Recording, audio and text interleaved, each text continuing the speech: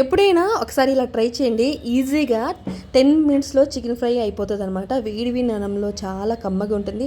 స్పైసీగా, కారంగా కూడా చాలా కమ్మగా ఉంటుంది. ఈజీగా అయిపోతది. Easy process. నేనైతే ఒక 100 రూపీస్ చికెన్ తీసుకోండి. దాంట్లో అల్లం, వెల్లుల్లి, ఉల్లిగడ్డ మంచిగా పేస్ట్ చేసుకోండి. ఆయిల్ ఒక 4 టేబుల్ స్పూన్లు వేసుకున్నాను. దాంట్లోనే ఈ పేస్ట్ కూడా యాడ్ చేసుకున్నాను. మీ దగ్గర ఉంటే బిర్యానీ స్పైసెస్ వేసుకోండి, లేకపోతే లేదు అవాయిడ్ చేసేయండి. ఈ ముద్దను వేసేసుకొని దాన్ని మంచిగా గోల్డెన్ లైట్ కలర్ వచ్చేంత వరకు చక్కగా ఫ్రై చేసుకోండి. దాంట్లో పచ్చి వాసన అంతా పోతుంది అండ్ మంచి ఫ్లేవర్ అయితే వస్తుంది.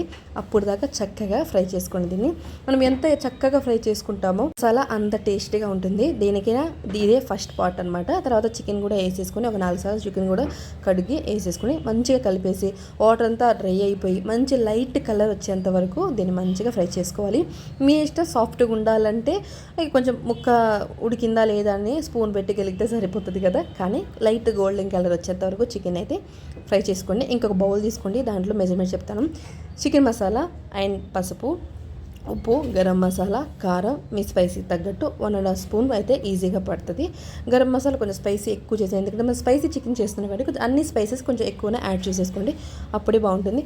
ఏదైనా సరే మీ టేస్ట్ తగ్గట్టునే యాడ్ చేసుకోండి. అంతే. సాల్ట్ కూడా మీ టేస్ట్ తగ్గట్టు నేను 1 స్పూన్ వేసుకున్నాను. కారం 2.5 పడ్డది, బట్ మీరు 1.5 వేసుకోండి. ఎందుకంటే స్పైసీ చాలా ఎక్కువ ఉంటుంది అండ్ మస్తు స్పైసీనెస్ ఎక్కువ ఉంటుంది, కలర్ తక్కువ ఉంటుంది. అంతే.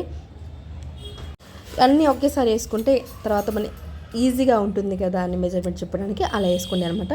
మనం అనుకున్నట్టు చికెన్ అయితే లైట్ గోల్డెన్ కలర్ వచ్చింది కదా, దాంట్లోనే పచ్చిమిర్చి, కరివేపాకు కూడా యాడ్ చేసుకొని ఒక లైట్గా 1 మినిట్ అలా ఫ్రై చేసుకోండి. అంతేనండి. అలా ఫ్రై చేసుకున్న తర్వాత మనం తీసి పెట్టుకున్న ఈ మసాలాలు, కారపుల్ల అంతా వేసేసుకొని చక్కగా కలిపేసుకోండి. ఏదైనా సరే చికెన్ ఫ్రై అవుతుందో దాని తర్వాత కారాలు కూడా మసాలాలు అంతే ఫ్రై అవ్వాలి. అప్పుడే ఆ స్పైసీనెస్ తెలుస్తుంది, చికెన్లో కూడా చక్కగా పడుతుంది. టేస్ట్ కూడా చాలా బాగుంటుంది. ఎప్పుడైనా సరే పచ్చిమిర్చి లాస్ట్లో వేసుకోండి, అప్పుడు కమ్మగా ఉంటుంది. కొత్తిమీర కూడా అవసరం లేదు, కరివేపాకు, పచ్చిమిర్చి ఉంటే చాలు. మన స్పైసీ చికెన్ ఫ్రై అయితే రెడీ అయిపోయింది.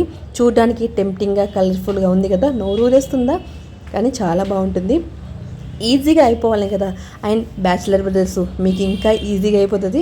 ఇక పక్కన సైడ్ డిష్కి అయితే ఇంకా బాగుంటుంది అనుకోండి. ఈ రెసిపీ నచ్చిందా? అయితే like and share and subscribe చేసుకోండి.